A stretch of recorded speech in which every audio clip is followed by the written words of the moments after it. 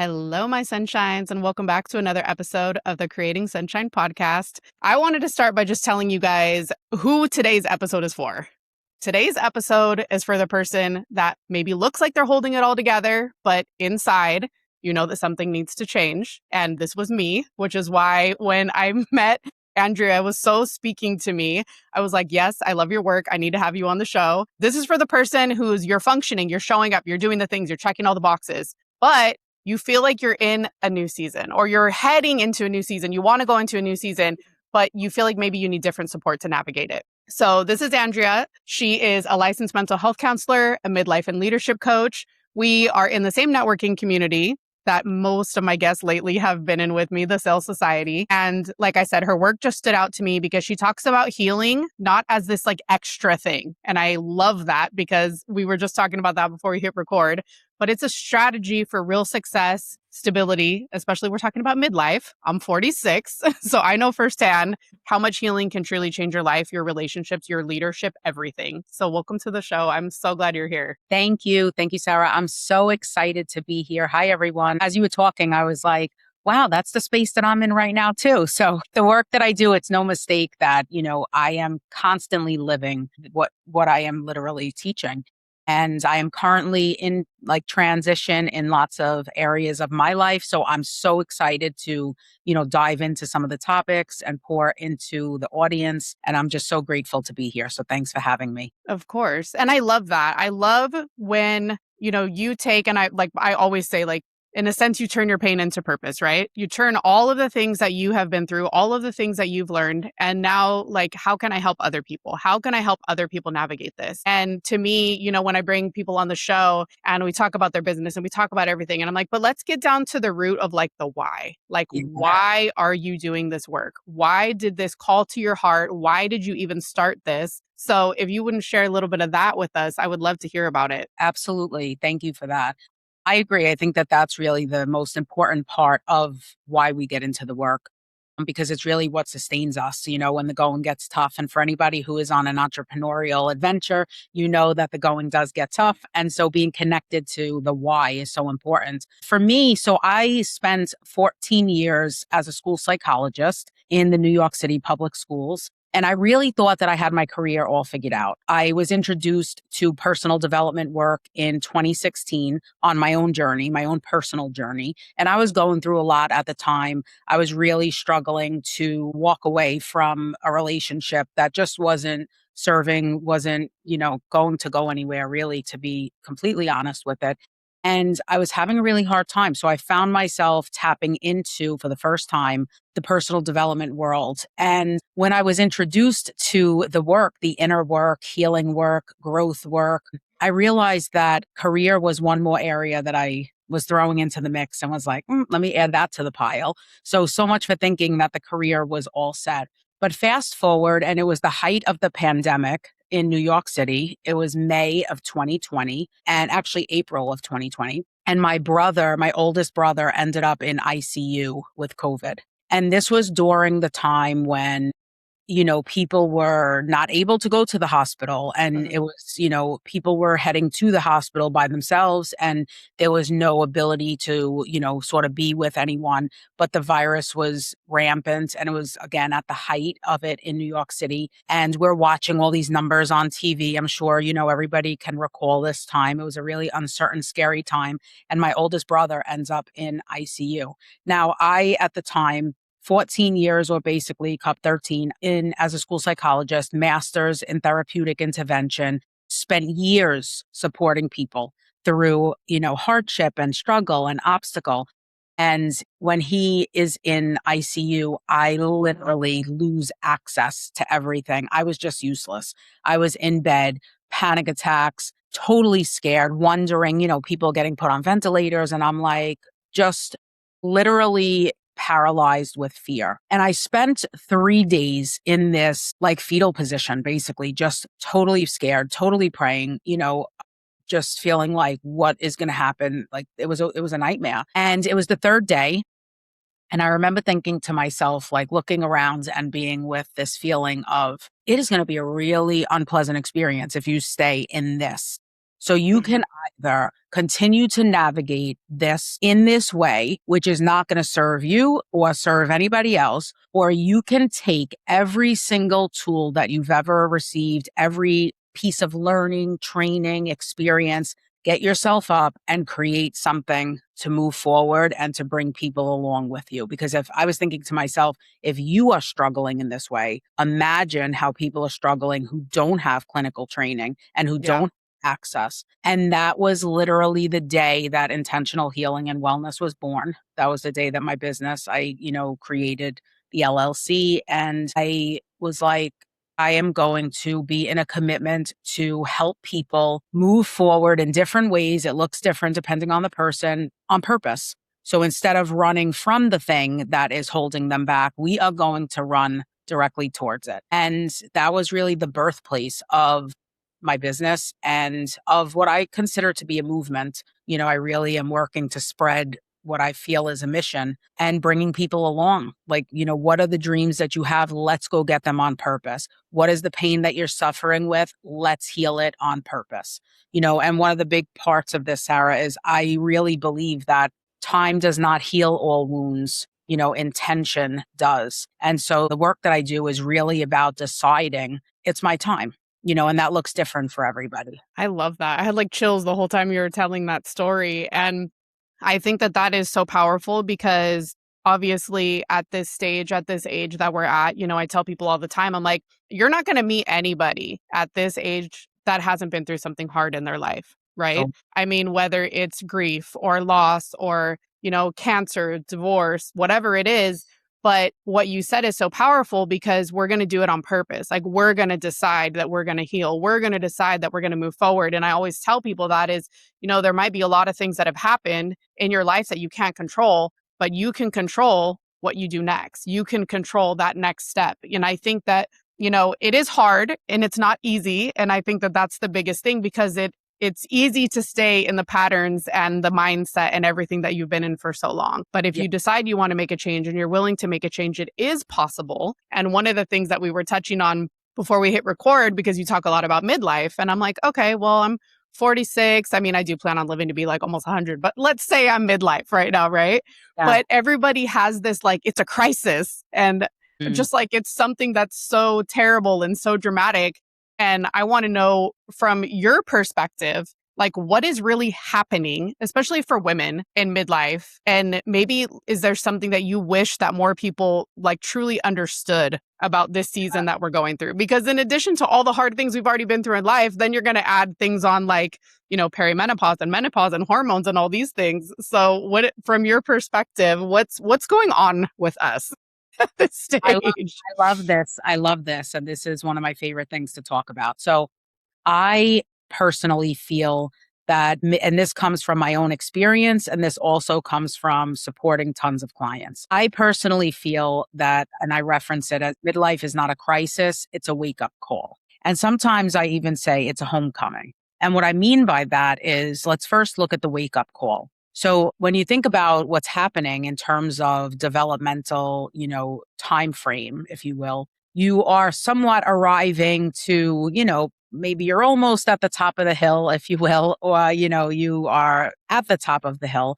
You're arriving at literally what is a midpoint in your life. People are realizing that, half of their life potentially is already behind them. And Mhm. there's so much change that's happening. If we're thinking about women in particular, there is perimenopause and menopause, which is a whole entire another podcast conversation, right? Because the changes that happen at such a rapid pace is so incredibly difficult to even keep up with. And everything changes, your emotional health, mental health, physical health, spiritual health, everything changes so drastically in those stages of life that it really jolts you to your core to start Mhm. to you recognize this show doesn't go on and on forever. And much of what I believe, the reason I think it's a wake up call is because of that very premise. When you start to really hone in, time starts to get really, really, it comes into focus, when Yeah. you're in midlife.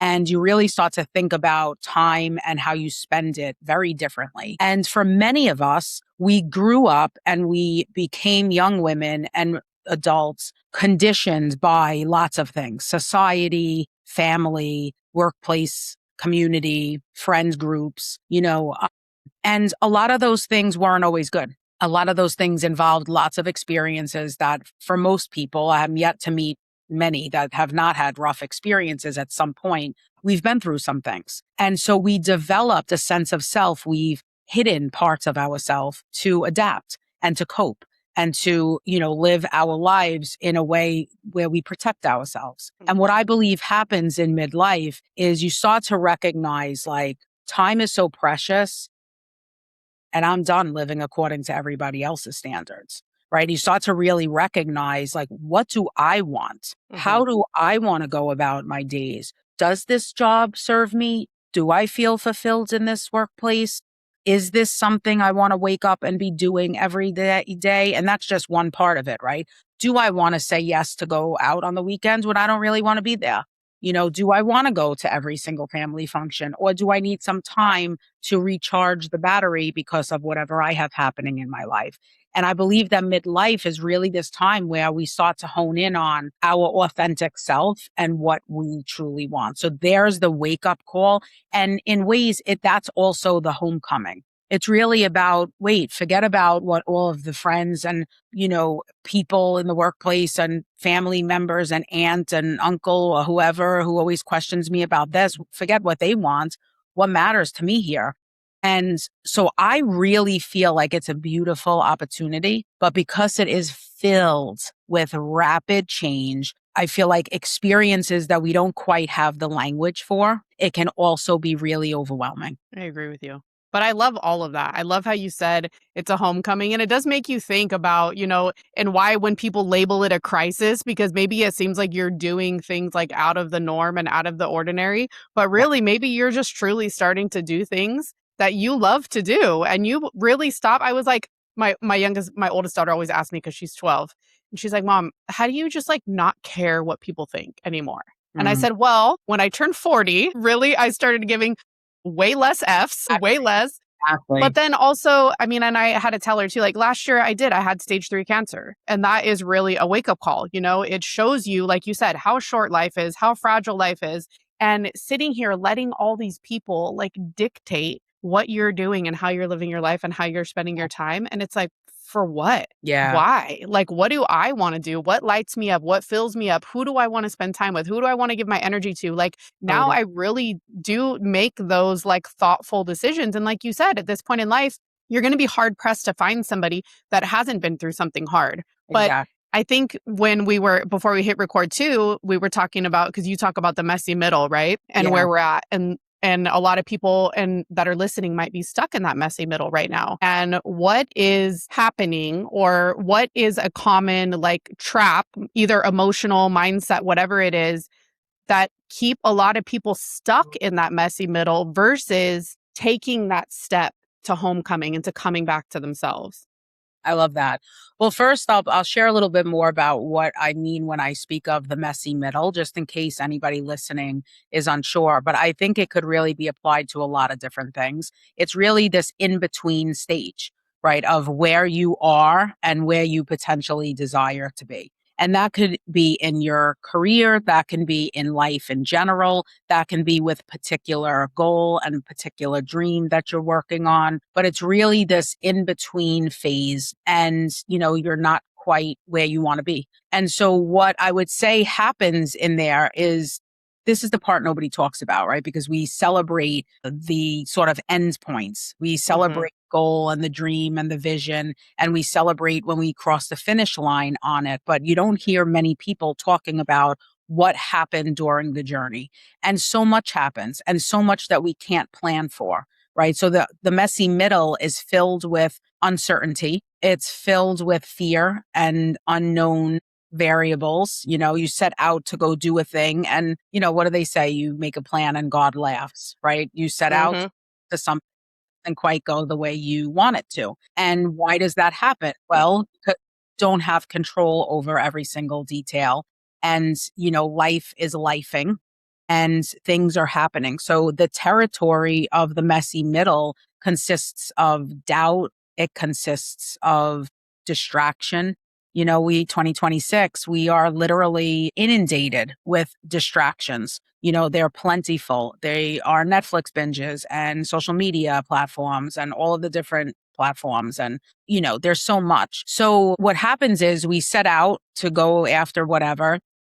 And then we are met with all of these obstacles and unexpected challenges. And oftentimes, since we're not prepared for that, it will be interpreted as, and I don't know if you can identify with this, Sarah, but if it's not understood that this is what's happening, it can often be used as like evidence or proof of like, oh, maybe I'm not supposed to be doing this, or maybe this is not for me, right? Because suddenly we're struggling. And this is really the premise behind the book that I wrote, The Space Between. It's really to prepare people and empower people with insight to make them really clear on it doesn't always go as planned. And you will need an astronomical amount of patience and a decision that you are committed to the process, whatever that is, right? Whether it's a healing journey or a particular result, that you are committed to it. And with that, there will be this, I will do whatever it takes to make it happen.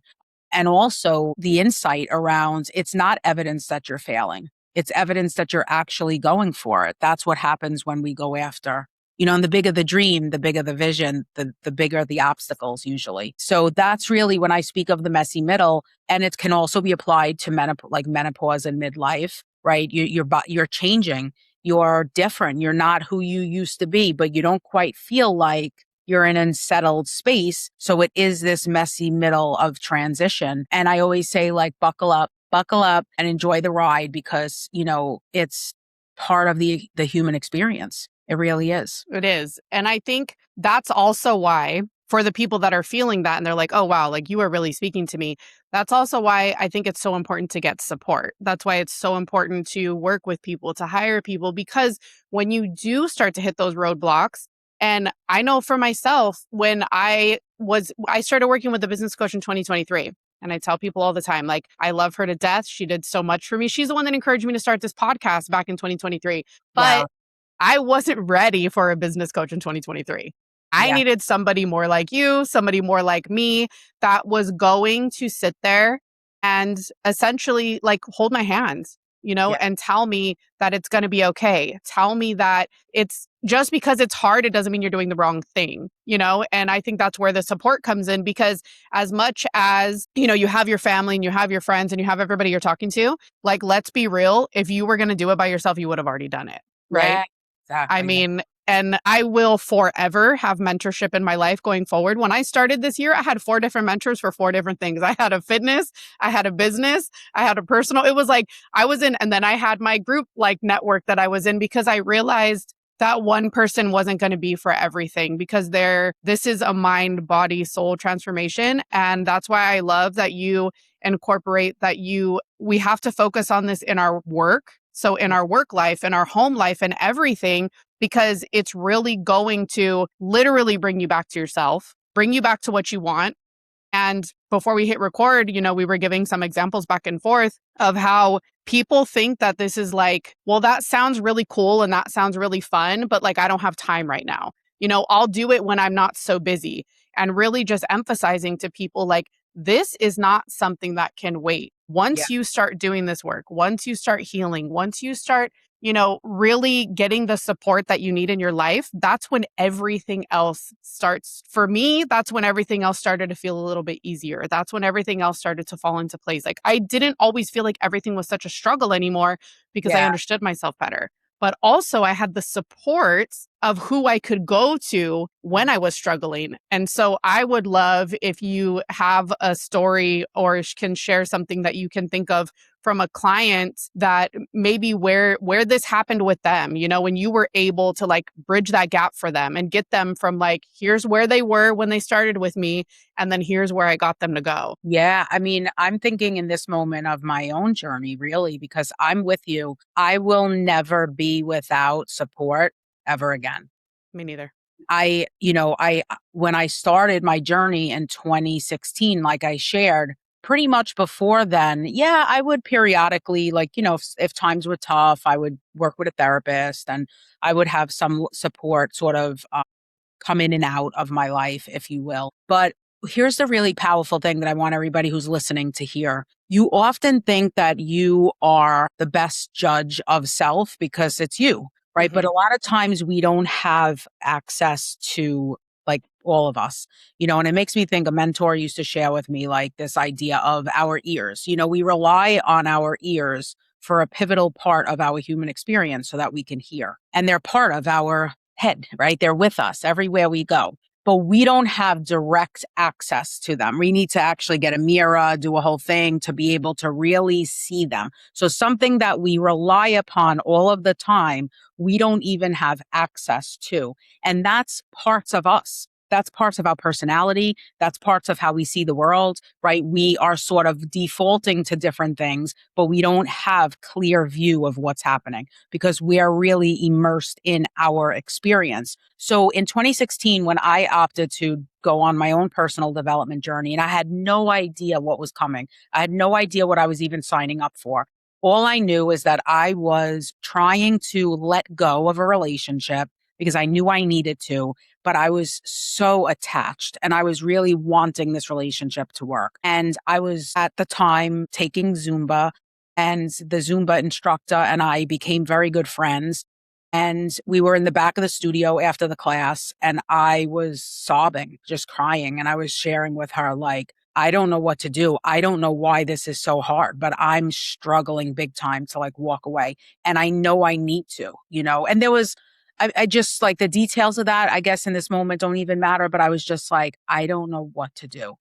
And she's listening and, just supporting by being like a safe space. And when she finally spoke, she recommended a personal development program. And I was like, this is interesting. Here I am crying and her words are offering this program.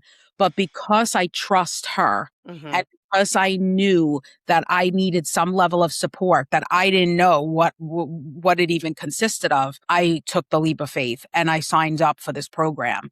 And since then, I haven't been without. I've invested more money in coaching, personal development, healing, certain experiences, growth work, business coaching, marketing support, all different things.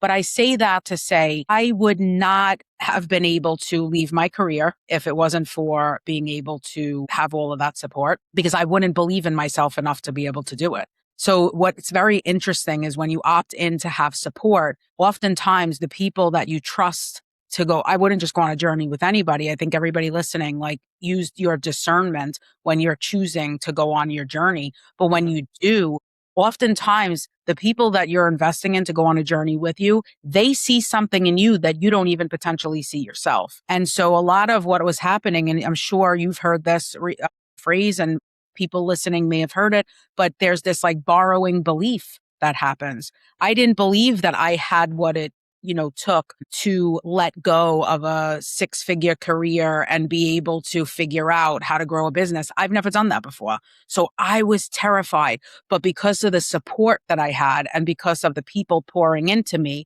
I was learning, I was growing, I was accessing new levels of belief and self-trust, right? Because the healing journey will have you do that. You'll Hmm. suddenly believe in yourself in ways that you never did before because you kind of clear all of the like ick out of the way. And now suddenly it's like, wait, I'm a badass. I'm very smart. I'm capable. I know what it takes. I can do this. I didn't have access to that before, Sarah. So I'll never be without support because I'm clear. Beyonce has a team. Oprah has a team. Tony Robbins has a team. All the greats, Taylor Swift has a team, right? All the greats in the different industries, they have teams. We get to have a team as well. Now, it may not look like the caliber of team that, someone like a Beyonce may have for obvious reasons. But with the resources that we do have, we get to be creative and put in place people who are going to support us, who are going to champion us, who are going to call us forward on our toughest days, who are going to help us see parts of ourselves like the ears that we don't potentially have full access to. They're going to speak life and belief into us when we need it. And I refuse, now that I know what it's like, I will never again be without it. I agree with you 1,000%. And I tell people that all the time. And I think, and this is also why I bring so many people on the show that from the outside might look like they do similar things. But I think you spoke to something is because you have to trust someone that speaks to you. And now, like the people that I invest in, the groups that I'm in, they not only look like where I want to go, but they've also been through similar things that I've been through. So Totally. I forever love a single mom, Yeah. somebody that's built it by herself, somebody that has been through difficult things in their life, maybe health challenges, maybe whatever it is, but now they're, taking care of themselves physically, mentally, emotionally, like all of it is important to them. Yeah. And those are the types of people like Jillian, the networking group that we're in, like that's why I resonate with people like that. Totally. And those people are not for everyone. Like some people might meet them and be like, oh, they're too aggressive. They're too much of a straight shooter like that. No, but I like that. Like, I appreciate that. Like, I'm here and I'm spending money. Let's get right to it. Right. And I Do it. tell people all the time too, is that when you get the support in your life, it's not about, especially this day and age with AI, with ChatGPT, Claude, whoever you use, YouTube, podcasts, like it's not about information at this point because anybody can go out and get the information. Anybody can read a book. You can, listen to a podcast, whatever. When you finally say yes to the support in your life, it is about implementation. It is Mhm. about strategy, but most of all, it is about support. Yeah. Because like you said, this is not easy. It's going to be difficult. You're going to hit roadblocks and there's going to be times. And I know I did this by myself from probably 2020 to 2022. And every time I was like, why is this so freaking hard? Why am I not like I'm already in my 40s? I should know how to adult. Like I should just know how to be a good mom. I should know how to be present. I should know how to not lose my shit and be yelling at my kids all the time. I should just know, right? Like because everybody says like I remember when bringing my oldest home from the hospital, I'm like terrified, right? Like the nurses aren't coming with me. Like, what do you mean? And they're like, well, you'll just know. It'll just click. And I'm looking at her and I'm like, I don't even want to change her outfit because I feel like I'm going to break her little arms. Like, what do you mean? Like, it doesn't click. I need somebody with me. Like, what am I doing? And I think that life becomes that way too, is that we just need somebody with us because guess what? We don't know what we're doing and we're just going to figure it out together. And I think it's so helpful to have somebody who is a little bit further along from you than going to help you. And Yeah. I always say, like, collapse that time.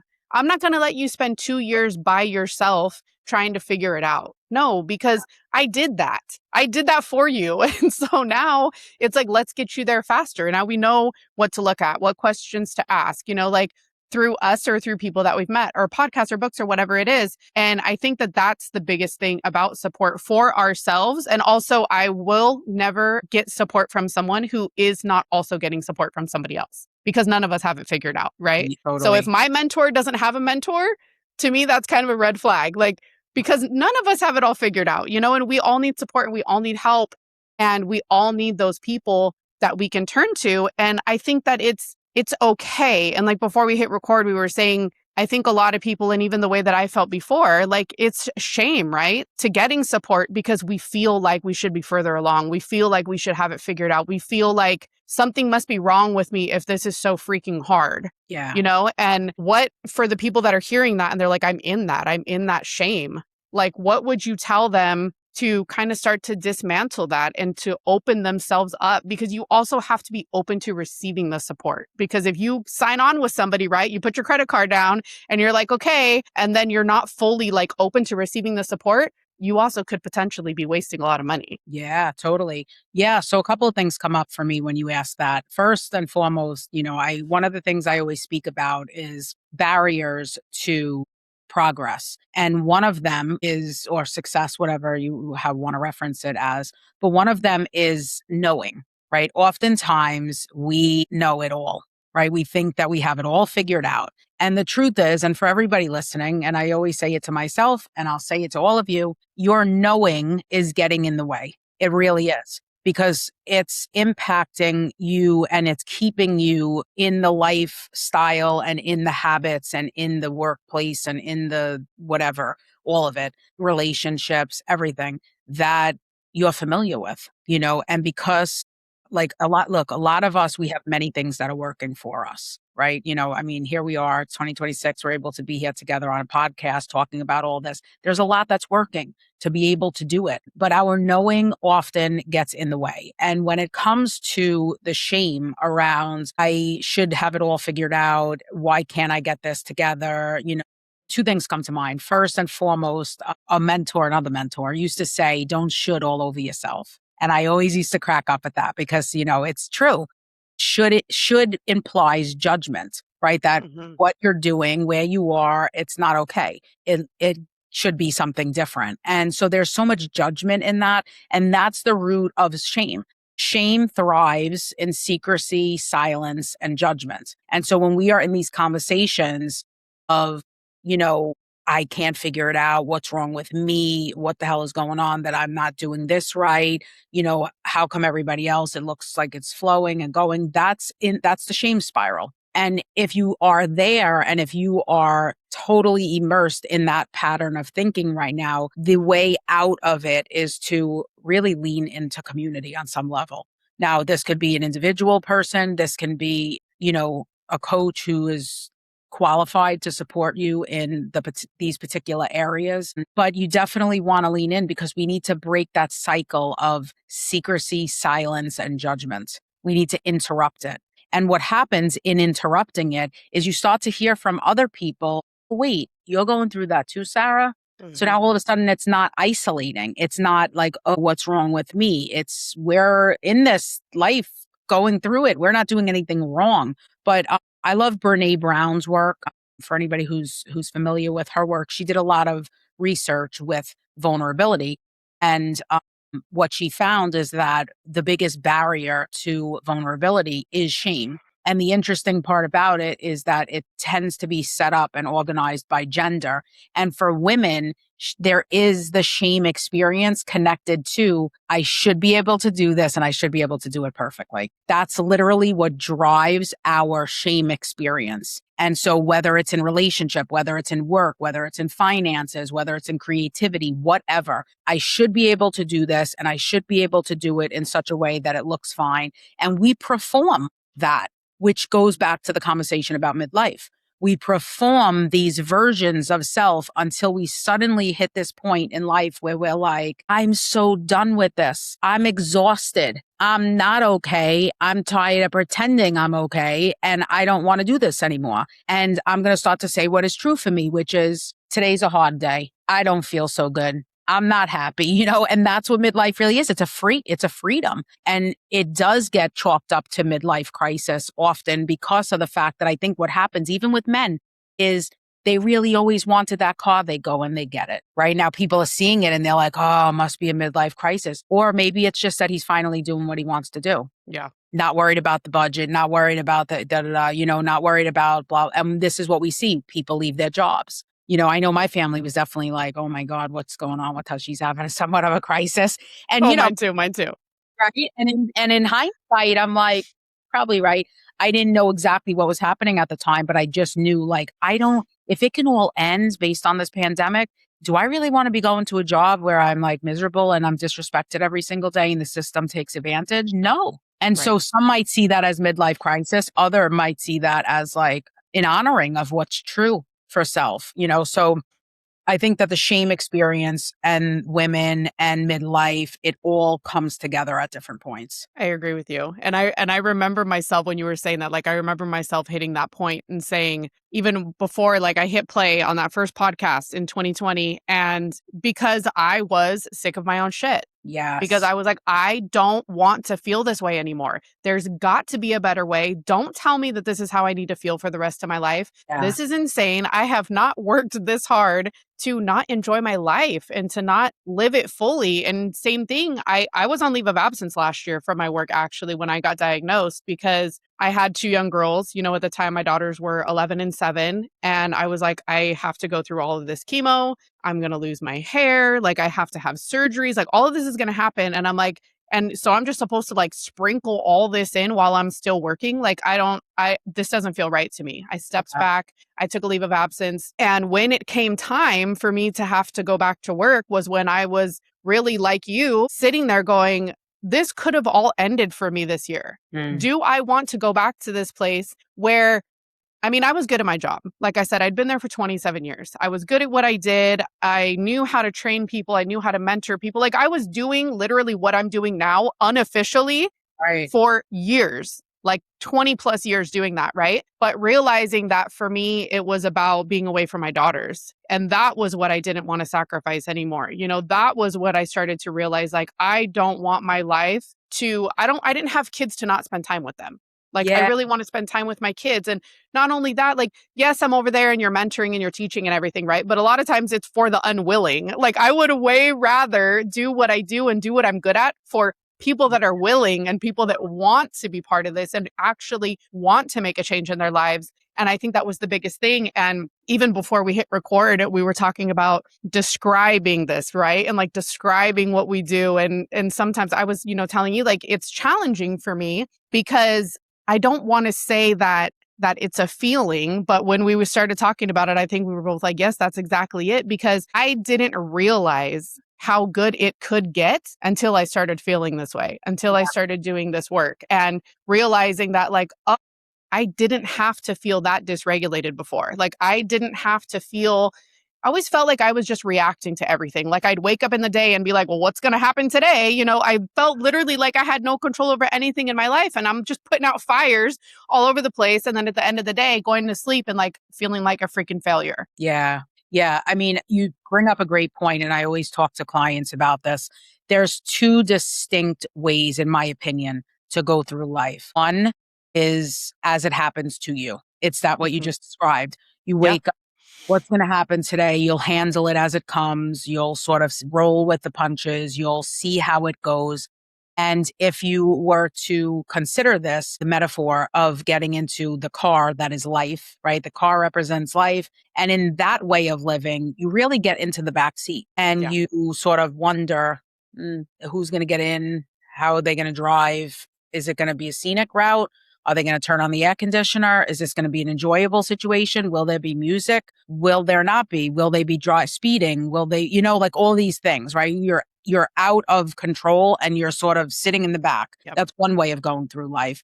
I believe that's how a lot of people go through life. The other way, which I reference, and often the term is like intentional living, is about getting into the driver's seat of the car, deciding where you want to go. Do you want to turn off the navigation system and take the scenic route? Great, then you get to do that. Do you want to get there quick and make sure that you optimize your path? Great, then you're going to be able to do that. Do you want the air on? Do you want it off? Do you want the music on? Do you want it right? And you get to decide. Everyone listening, you have a choice every single day. Which way will I live my life? Am I going to let it happen to me and see how it goes? Or am I going to make decisions that mean I'm living intentionally on purpose? And then my schedule, my day, my activities all need to be in alignment with that. And it's a big shift, but once you make the shift from letting life happen to you, you also don't ever want to go back, because now you're like, Right. wait a minute, I don't want other people to decide, And another example that I give, these are just tools so that anybody who's listening, you have something you can literally think about and implement right away with your own life. The other thing that I love to share and have people do when I work with clients is some way at some point during the course of the journey, it feels relevant to me to give the example to them.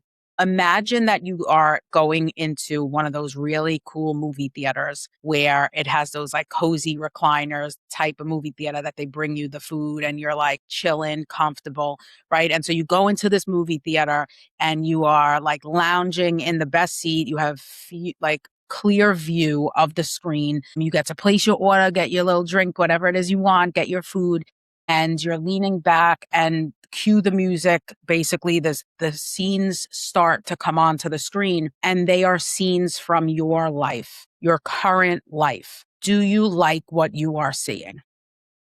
Oof. Are you enjoying what is on the screen? And a lot of times, and I have the goosebumps just saying it, because a lot of times, and myself included, if I were to be in this seat, there would be plenty of times in the past where I would say, I don't like what's on the screen, right? And Yeah. then I usually go further with people. Most people say they don't like what's on the screen. There's few that say they do. They are very in the work and doing all the things, right? But I would say a lot of people when they first start working with me, that changes. But then I often ask them, like, go a little bit further with it, right?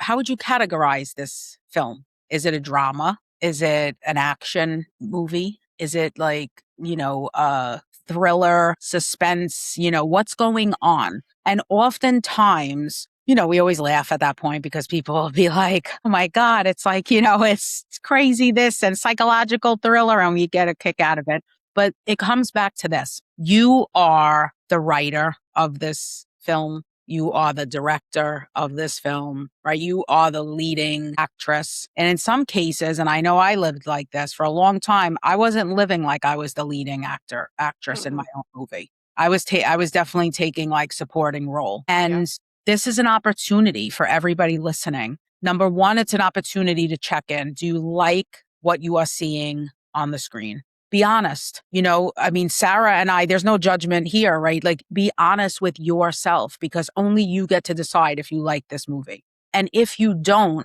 what needs to change? Because this is where you have the power to write characters out, to change the scene, the location, to, you're spending 8 hours a day of this movie in a particular place that you hate. Guess what? You get to change it. There's not only one job out here for you, but you are literally the writer, the director, the producer, the leading actress. So what needs to change? And when we're living, let life happen to us, we often sit in this movie theater watching as if we have no authority. And the Yeah. reality is we have all of the authority. Now, that's not to say that making the decisions that need to be made is necessarily easy, but I will challenge everyone listening. It's harder, way harder to stay stuck someplace you don't belong than it is to put the work in to have it be different. And I love what you said, Sarah. You got sick of your own shit. So did I. Yep. And when you get sick of your own shit, the pain of staying where you are becomes unbearable.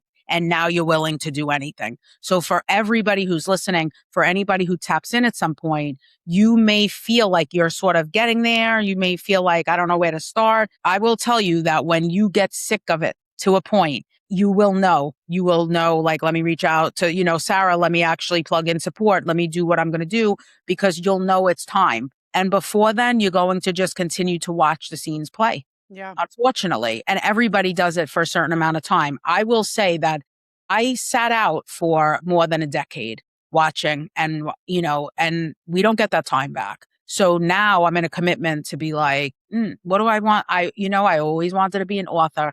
Well, sit yourself down and write because this is your movie. You get to do it.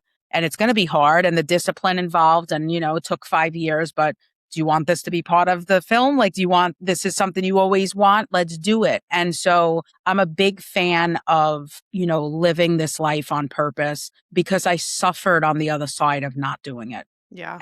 And it was awful at times, the depression, the anxiety, the panic attacks, the weight gain, the just misery, like it was the loneliness, the shame. So I really love doing this work with clients because I don't come from theory. I come from lived experience.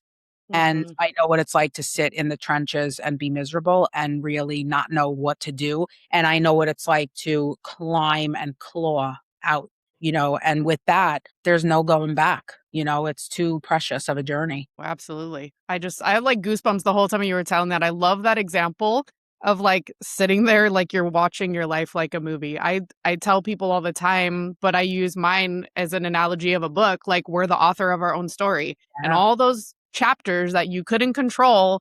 And I think that's the thing too, is when, you're giving the tools for people to use those, to envision what it is that they want or what it is that they're currently doing in their life. But I tell people the same thing is like, we are so obsessed with so many things that we have no control over. And once I started focusing on the things, and especially, and the example that I give people now is like for me last year, because I couldn't control the fact that I got sick. I couldn't control the fact that I got cancer. Like I was dealt what I was dealt. But once I had to say, okay, this is going to be what it's going to be, and I'm going to trust the medical system and the doctors and everything else that it's going to work out. And thankfully it did. But to really focus on what I could control in it. Like my control was, what time am I going to go to bed? Right. What kind of sleep am I going to get?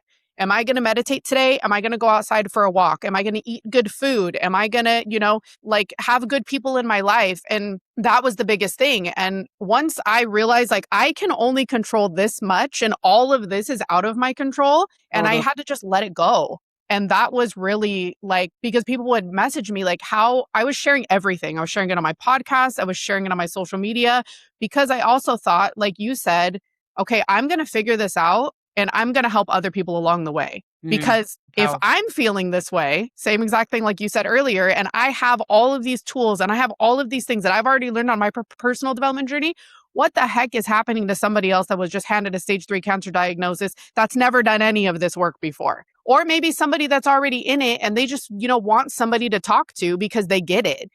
So that's why I shared and that's why I did it. And people would be like, oh my gosh, but you look so good. And don't mistake that I didn't have hard times, because I did, but it was the focusing on what I could control is what helped me so much, because the rest of it was just, it was up to God and doctors and everything else, and I think that that's so beautiful when you say that, because we truly do get to decide what the rest of our movie looks like, what the rest of our book looks like, what the rest of our life looks like, Totally. and for sitting here talking about this and saying that we're midlife, you guys, you still have more than halfway to go. Like, Totally. that's so much time. That's crazy. Like, I'm 46. If I still have 46 more years, and I Right. like to think like the best times in my life haven't even happened yet, like that So to me is just really exciting, to be it's honest. yeah, it's really exciting because this is where it's like the halftime show, right? And Right. it's so good because the beautiful part about what's happening now is we have the wisdom, the experiences, the scars, right? We've been through it. And you have the ability to now go forward and say, what do I want? And here's the part, everybody, I can't tell you how often, and this was so true for me, how often I ask clients, so what do you actually want? When we start to do work, and they have no idea. And Yeah. that's not uncommon because we often are living in reaction and response to what we've been through. So it's Yep. also very common that people will say what they don't want. Right. When I ask, like, what kind of relationship do you want? I was guilty of this. People would Oh, ask me me, too. and I was like, well, I don't want him to be this and I don't want him to be that. And okay, but that wasn't the question. The question is, what do you actually want? And so it's such a special journey to go on, to be in discovery around that. Matt, like, this is your life and what do you want? And really, sky is the limit. And the biggest obstacle is us. Right. And that's a beautiful realization. And then to recognize, like, okay, yeah, I mean, what do they say? The average lifespan for a woman is like 84 point something, and it fluctuates a little, like it varies, but like that was the latest research that I saw. So it's like, okay, what do you want then? Let's do it, right? Let's be able to change the movie, write the script the way you want it to go. Do you want to see a particular, do you want a vacation in the hills of Tuscany? I do. Like, do it. Do you want to experience what it's like to have, to dance a certain dance? Take the lesson. And for everybody who is out there, like, I am too busy. I am, too tired. The money is too much. That's information, because let's take one of those things at a time. If you don't have an hour a week for yourself, then we need you to have two carved out, right? Because it means that you're really in need. Yeah. Life, we can't fill every single second in such a way that when we're talking about taking care of self or talking about going after personal dreams, the conversation is, I don't have time. That's information, right? That's something to look at. If we're talking about, I'm too tired, well, okay, let's look at what it is that's taking up every single ounce of your energy, and how could you potentially look to create some purposeful pockets of time. Again, this doesn't have to be that this takes up your whole week. We're talking about a couple of hours a week dedicated to you, for you, about you, for your next chapter. 15 minutes a day. 15 minutes a day. Start there.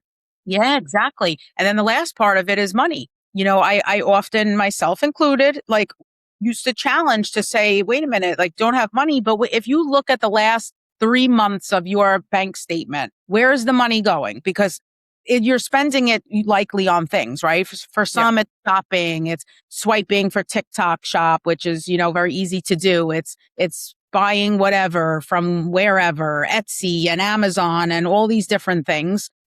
when something is a priority, you prioritize it. And, you know, if anybody in this moment, if somebody were to say a trip to, I don't know, I'm just going to say random place, Hawaii would normally be, let's say, a full expense paid, da da da da da, blah, blah, blah, blah. It would normally be a $20,000 trip. You're going to have first class seats. You're going to have hotel paid. You're going to da da da da da, all the things, right? $20,000 trip. You can have it for $2,500. You're going to have all of the luxuries, all of the things, everybody. We know we would all be making moves to make it happen, right? You're going to figure it out. You're figure that thing out because you're going to say, wait a minute, I'm going to be getting a $20,000 vacation and all I have to do is go out of my pocket for $2,500. No, like, this is not a pretend there's any racket here. This is like legit. You would figure that thing out. So figure out support. Figure out investing in yourself to take yourself to a new level. Figure that part out. And when people make it a priority, we figure it out. I agree with you. I have an idea, and I should have asked you this before we record. I have a feeling you're going to say yes anyway, though. So what I do on the podcast every month is I do a giveaway. And so what happens is when people will share the episode to their stories and they tag us, normally they're entered in some type of giveaway. And normally the giveaway is what I make, my cups, my merch, whatever. But I thought that when your episode releases, it would be really fun if we do the giveaway as a copy of your book. Oh, I would love that. Yes. I think that would be so cool. So I believe right now, I don't even want to say the month because I feel like this is probably going to release in August or maybe even early September. So whatever month this is going to be the monthly giveaway. Yeah. So what you guys have to do is you guys have to share it to your stories. You have to tag myself and Andrea, and her information is all going to be in the show notes. So you guys can go follow her as well. And then I will draw a winner and we will send you a copy of her book. I love that. That's going to be I think that would be so fun. And for the people that are absolutely loving this episode and this conversation, I feel like we could just keep going on and on and on. Where can they find you? How can they get in touch with you? Yeah. So I'm sure you'll drop it in the show notes, but on Instagram, it is I am Andrea Mancuso. That is also my website, also on LinkedIn. And those are the three places that I'm always, hanging. So please don't, I always encourage, especially with podcast episodes, if something opens up for some of you that are listening, don't hesitate to send a message, to send, an idea. This is what came up. This is what's going on, because I love listening to podcasts. And so many of my best ideas and inspiration come from tuning in. And so I really encourage everyone, when you're checking this out, there'll be the, links to be able to click. So definitely come share and say hi. And for anybody who is navigating the messy middle right now, I want to encourage you to going. I want to remind you that nothing is wrong with you. You are navigating life, and there's so much uncertainty and so much that we don't have figured out. And that's the beauty of it. But who do you get to journey alongside of? To, make sure that you see yourself to whatever destination is on your heart. It's going to be different for each of us. For anybody who is in the glorious era of midlife, I want to just encourage you to enjoy, the homecoming, if you will. What is it that you really want? Where is it that you really want to go? And how can you live your life in alignment with your true passions? I think that's key. And for all of the lone wolves who are trying to figure it out on their own, who have been sort of dabbling with this idea of, well, coaching sounds cool, or this seems nice, or whatever the story is, I really want to encourage you to lean in, choose someone you trust, go on a journey, try it out. Worst case scenario, I mean, we have closets full of clothes that add up to way more money than some of these services do. Oh, yeah. Anything else, you'll just have an experience under your belt. But I really could say I'm confident in promising that once you open the door to these types of things, you won't go back. And it's really special. And it's really worth, I always say it's always better together. And so, Sarah, I want to say thank you so much. This was such a powerful, inspiring, exciting conversation. My cup is certainly full.